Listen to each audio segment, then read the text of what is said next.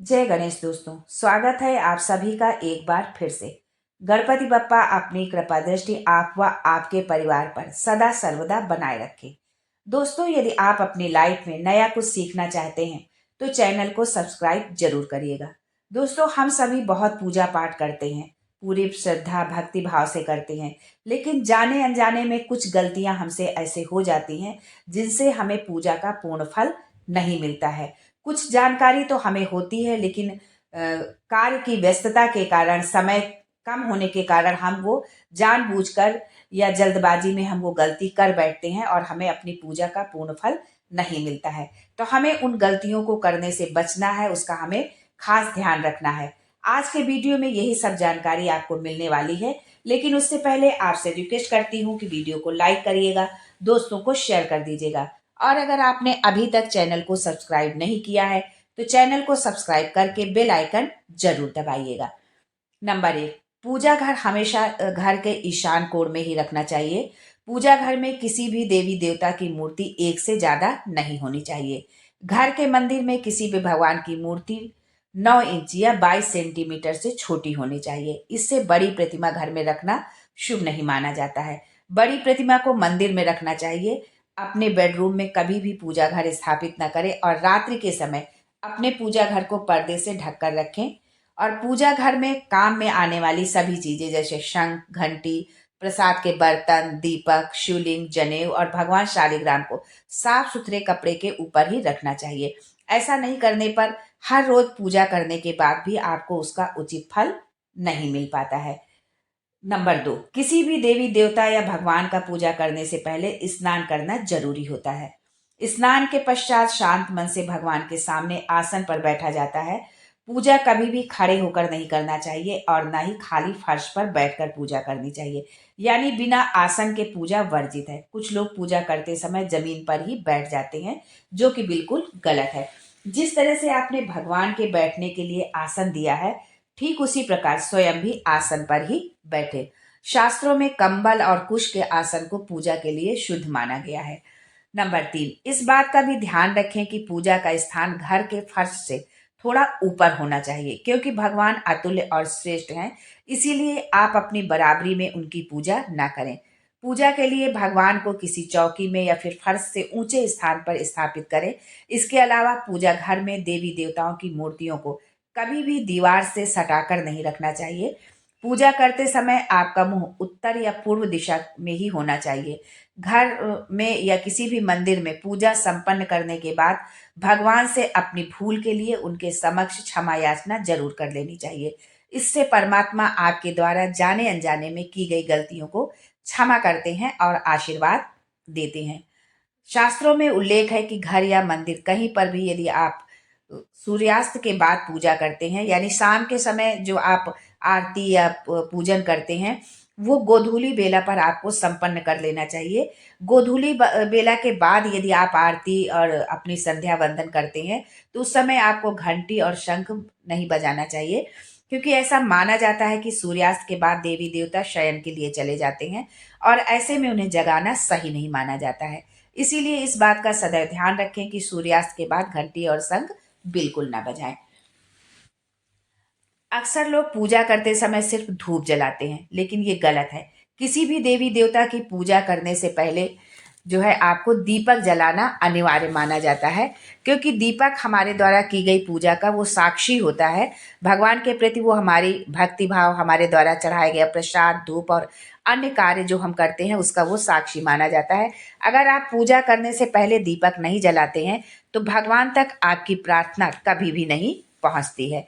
आजकल ज़्यादातर घरों में लोग अगरबत्ती का इस्तेमाल करते हैं, परंतु कभी भी पूजा करते वक्त अगरबत्ती का इस्तेमाल नहीं करना चाहिए, क्योंकि अगरबत्ती में बांस की डंडी का इस्तेमाल किया जाता है और हिंदू शास्त्रों में पूजा में बांस का इस्तेमाल वर्जित माना गया है। इसीलिए हमेशा पूजा में दीपक का इस्तेमाल करना चाहिए। शुद्ध घी का आप दीपक जलाएं और दीपक के साथ में आप सूखी धूप जो होती है वो आप जला सकते हैं।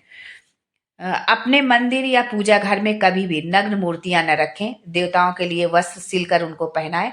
और आजकल बाजार में भी देवी देवताओं के बहुत सुंदर सुंदर वस्त्र उपलब्ध होते हैं, आप चाहें तो बाजार से भी ले सकते हैं। हमेशा देवता की पसंद के अनुसार या फिर शुभता को ध्यान में रखते हुए ही वस्त्र धारण करवाना चाहिए। जैसे कि यदि घर में आपके लड्डू गोपाल हैं तो उन्हें पीले रंग का वस्त्र चढ़ाएं। यदि माँ दुर्गा की प्रतिमा है या तस्वीर है तो उनको लाल रंग पसंद है। इस तरह से इन रंग का ध्यान देते हुए भगवान को वस्त्र आप अर्पित करें, उनको पहनाएं। सूर्य, गणेश, दुर्गा, शिव और विष्णु ये पंचदेव कहलाते हैं। इनकी पूजा सभी कार्यों में अनिवार्य रूप से की जाती है। प्रतिदिन पूजन करते समय इन 5 देवों का ध्यान अवश्य करना चाहिए। इससे माता लक्ष्मी की कृपा आप पर बरसेगी और आप समृद्धिवान बनेंगे। आप चाहे किसी भी देवी देवता का पूजन कर रहे हो, लेकिन सर्वप्रथम हमेशा भगवान गणेश को ही प्रणाम किया जाता है, क्योंकि सर्वप्रथम पूजनीय है भगवान गणपति बप्पा। किसी भी हवन या शुभ कार्य की शुरुआत में भगवान गणेश को प्रणाम करके ही कोई कार्य प्रारंभ किया जाता है। ऐसा कहा जाता है कि भगवान गणेश को प्रणाम किए बिना पूजा करने से उसके फल की प्राप्ति नहीं होती है। यानी हम ये भी कह सकते हैं कि यदि भगवान गणेश की पूजा किए बिना हम किसी भी देवी देवता का पूजन करते हैं तो वो हमारी पूजा जो है भगवान को स्वीकार नहीं होती है। इसलिए किसी भी पूजा को करते समय यदि आप कोई भी पूजा कर रहे हैं, किसी भी देवी देवता की कर रहे हैं, तो पहले भगवान गणेश की पूजा जरूर करें, उनको प्रणाम जरूर करें। बिना सिर ढके पूजा नहीं करनी चाहिए। मान्यता है कि बिना सिर ढके पूजा करने से इसका पूर्ण फल आपको प्राप्त नहीं होता है। पूजा के दौरान सिर ढकना भगवान के प्रति श्रद्धा भाव को दर्शाता है। पूजा के दौरान सिर ढकने का धार्मिक कारण के साथ वैज्ञानिक कारण भी बताया गया है। इसीलिए स्त्री हो या पुरुष पूजा के दौरान सिर जरूर ढके। कभी भी भगवान को एक हाथ से प्रणाम नहीं करना चाहिए। हमेशा पूरी तरह से झुककर दोनों हाथों से उन्हें प्रणाम करना चाहिए। दोस्तों, जब भी आप पूजा करने किसी मंदिर में जाते हैं तो आपको मंदिर में जो प्रसाद मिलता है उसे मंदिर में ही खा लेना चाहिए। भले ही आप उस प्रसाद का थोड़ा सा हिस्सा ही आप खाएं, बाकी हिस्सा घर ले जाने के लिए आप रख सकते हैं।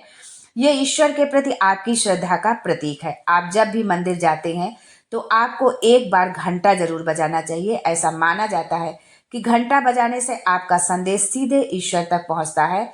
घर में पूजा करने के बाद शंख घंटी को बजाना महत्वपूर्ण माना जाता है। इससे घर में सकारात्मक ऊर्जा आती है। घर या मंदिर में पूजा के समय भगवान की आरती करते समय भगवान विष्णु के सामने 12 बार, सूर्यदेव के सामने 7 बार, देवी दुर्गा के सामने 9 बार, शंकर भगवान के सामने 11 बार और गणेश जी के सामने 4 बार आरती घुमानी चाहिए। इससे पूजा पाठ का सकारात्मक फल आपको मिलता है। किसी भी मंत्र का जाप करने के पश्चात आसन के नीचे की भूमि को स्पर्श जो है जरूर करना चाहिए। उनको स्पर्श करके अपने नेत्रों में लगाना चाहिए। इससे आपको जप और पूजा जो आप कर रहे हैं उसके पूर्ण फल की प्राप्ति आपको होती है। और हमेशा इस बात का भी ध्यान रखें कि जो दीपक से आपको दीपक को नहीं जलाना चाहिए। कि मान लीजिए आपने एक दीपक जलाया है और दूसरा दीपक आपको जलाना है तो दीपक से दीपक न जलाएं, या आपने दीपक जलाया है और उससे आप धूप जलाना चाहते हैं तो उसी दीपक से करके आप धूप भी नहीं जलाना चाहिए, क्योंकि इससे घर में दरिद्रता आती है और वो रोग को निमंत्रण देता है, हम रोगी होते हैं। इसलिए ये भूल कर भी आप ना करें। नहाने से पहले ही भगवान को चढ़ाने के लिए आप फूल तोड़ लें। यदि आपके घर में फूल के पौधे हैं, फूल है आप, तो उसको नहाने से पहले आप तोड़ लें साफ सुथरे हाथ से। और नहाने के बाद फूल यदि आप तोड़ते हैं तो फूल स्वयं को चढ़ाया हुआ माना जाता है। और यदि आप के घर में नहीं है फूल, आप बाहर से फूल लेके आते हैं, माली से लेके आते हैं, तो आप नहाने से पहले उन फूलों को जो है अच्छे साफ स्वच्छ पानी से धो करके रख दें। पूजा पाठ करते समय या फिर किसी भी समय दीपक, शंख, भगवान की मूर्ति या तस्वीर, सोने के आभूषण और शालिग्राम को कभी भी सीधे जमीन या फर्श पर नहीं रखना चाहिए।